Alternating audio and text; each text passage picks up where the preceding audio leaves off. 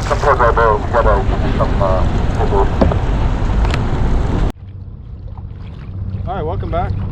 It is Lobster season opener for 2024-2025. Needless to say, I skunked on the first day in Dana Point, and a couple of my friends who went to Redondo instead didn't do too well. They either got one legal or skunk. It was mostly shorts, but yeah, I don't know if it's because the legal size ones aren't crawling or it's just not able to keep up with the, you know, with the people taking them. So, and just like anything, right? You keep on taking and taking and taking, and the time it takes for them to grow to legal size can't keep up. So I think that's the major problem. And then of course there's poachers, and then there's you know, people that just aren't really following rules. So yeah, I'm out here in Long Beach, or San Pedro, and I'm gonna try maybe around the breakwall area, in some of the areas I know. So yeah, I mean, the brick wall from Huntington Flats all the way to Cabrillo runs about 9 to 11 miles. So pick a spot and good luck. Although if you have diver friends or inside info where there are crevices, caves, cavities inside the brick wall, in parts of the brick wall, your best bet is hoop netting there. Anyway, if I catch any, of course I'll do an outro. If not, then this video won't make it. But anyway, yeah, we'll catch up when there's action.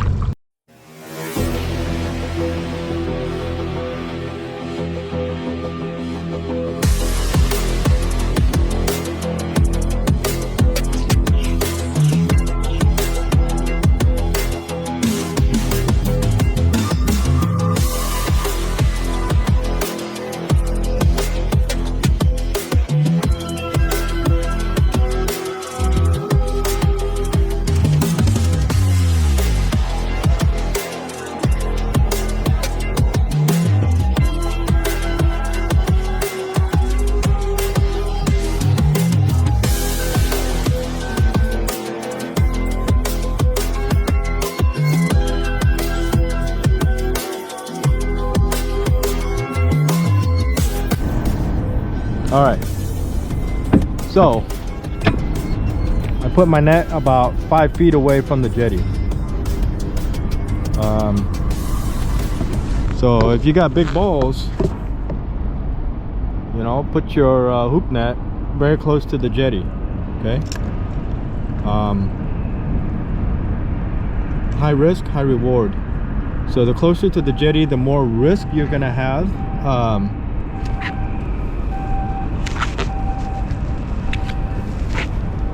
You know, with your hoop net snagging the jetty.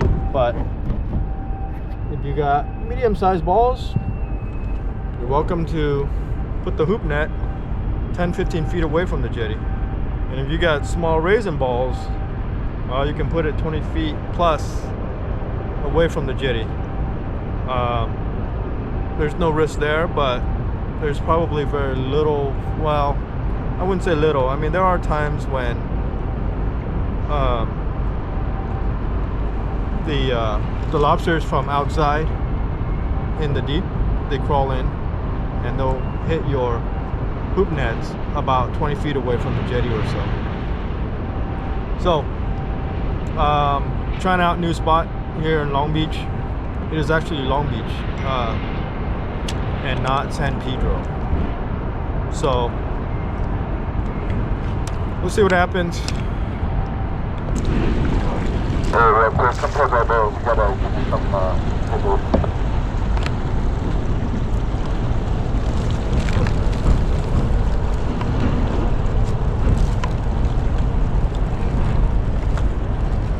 Sorry, I didn't see any signs around here. It's my first time here. Whoa.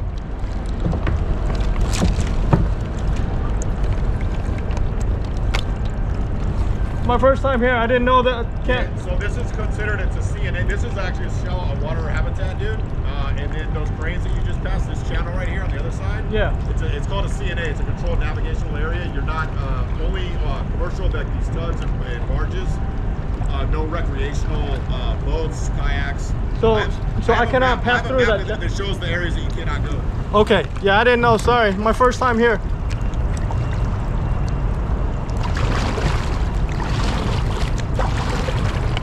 So here, man. Here's a map.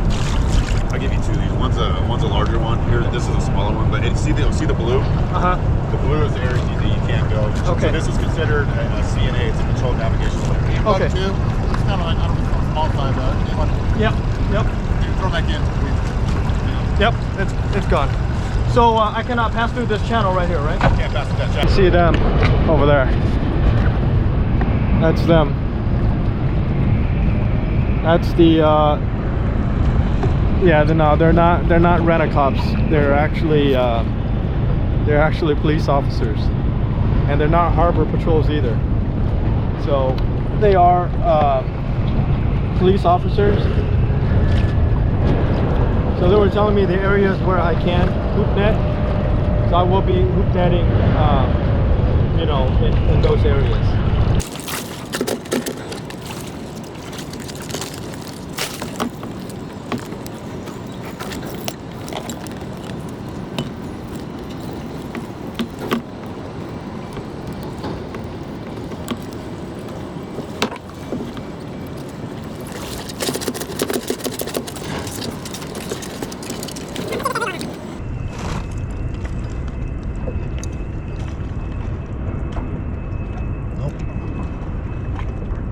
Barely legal. Shit, this guy's barely legal. Alright, here we go. Let's see if this guy has anything.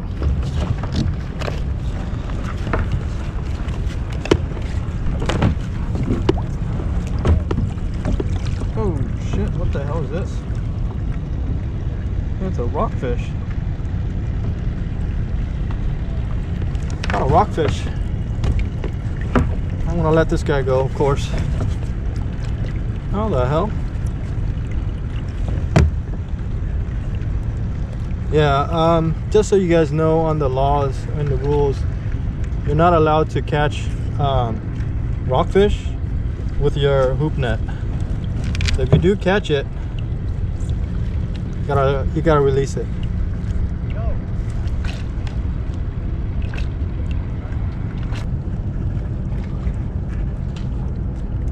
How the fuck? Okay. Alright, so it's a rockfish, and I cannot keep any fish from catching from a net. So I gotta release them.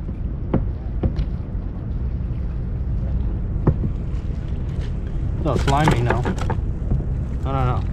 Don't crawl in there again.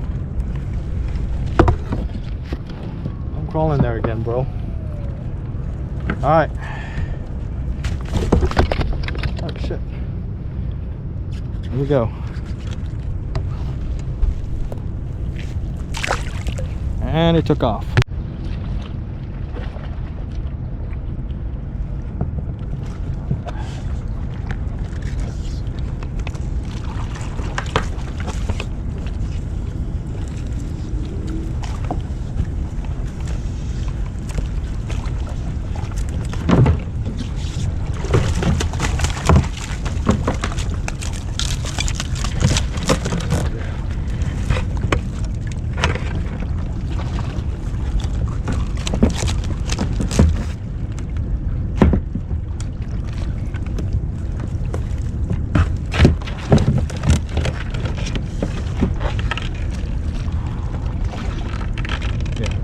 definitely legals. That is definitely legals. Yeah, it's legal. I'm gonna call it a night. It's getting cold. The thing is about hooping is the wet and the cold. I can't stand. I can be out here for a long time, but I can't withstand the cold and the wetness. So I'm gonna call it a night. But I did get 4 legals and one you know, rockfish, which you guys saw I released. So yeah, you're not allowed to catch fish using hoop nets, and if you do get them in your hoop nets, you have to release them. Same thing with whelks. You know, those sea snails. Not supposed to keep them if you get them in your nets. So anyway, I'll show you in a bit the lobsters I caught. Alright guys, so I just got home, just unloaded my truck, and yeah, it was, you know, I was in Long Beach, so I didn't want to get mugged or killed, so I had to get out of there quickly. But yeah, so here are the 4 legals. I'm not sure if, because my GoPro was acting up, I'm not sure if I caught footage of me, you know, pulling up the lobsters on the nets. And so anyway, hopefully I did catch it on footage. If not, well, here's what I caught. So just to show you. Oh, on opening night I was hooping with a couple friends. One of them was Ted, and the other one was Trey Fishing from the channel Trey Fishing. So Trey was asking me, he wasn't really sure on how these lobsters are measured. He caught a legal, and he wasn't sure. He asked me, how, you know, how is it measured? So I want to, maybe some of you guys aren't really sure on how to properly measure it. So let me show you guys how it is properly measured. Okay, so Fish and Game, if they do pull you over and they search, this is what they do.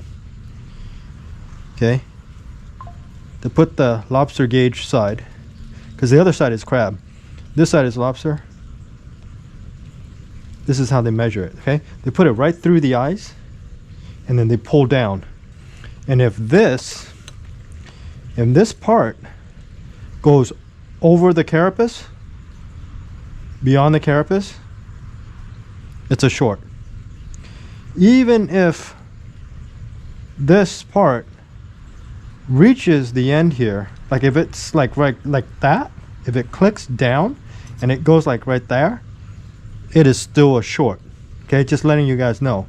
But this one's legal. This is actually the smallest one out of the 4 I caught. So this one is legal, as you can see. And we're gonna go one by one. Okay, we're gonna go one by one just to show you they're all legals.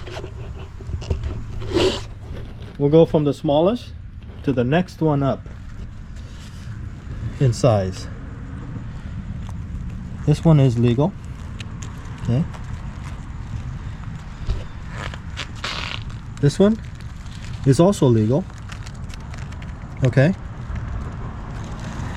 And then this is the biggest one.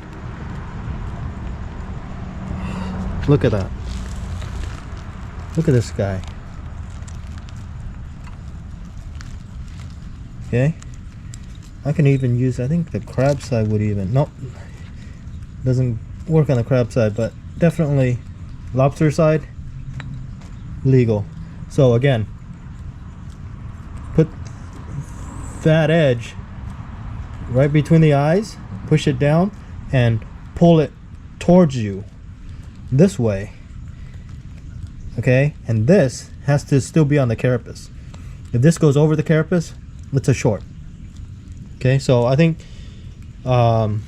A lot of you guys know that, but some of you guys may not know that. One more thing I did forget to mention is if you plan on doing lobster hooping, it is best to do it the opening week. And the reason why is because commercial fishermen that do hoop netting, they don't do hoop nets, sorry, they drop traps, but they start 1 week after boaters and kayakers. Okay, so once they start dropping their traps out there, now you're competing against commercials, and yeah, it's going to be rough competing against commercials. Okay, so if you plan on hoop netting, it is best to do it the first week of lobster season. Okay, now what I found out through Ted when I was hooping with him on the first day, opening night, was that he said divers start lobster season 1 week before kayakers and boaters. I did not know that. Okay, so per Ted, divers they're able to dive, catch lobsters 1 week before the season starts for us. Now I don't know if that's true or not. I'm gonna look it up and then confirm whether or not that's true. So that was news to me. All right, so you guys may wonder what I do with the bait left over in the bait cages of the lobster hoops. So I cut it up and then I feed it to my fishes, my bashirs. So you're gonna see, I'll drop some over there and drop some over here. Okay, so you will see. Oh, that one's got one. So yeah, so my bashirs eat mackerels.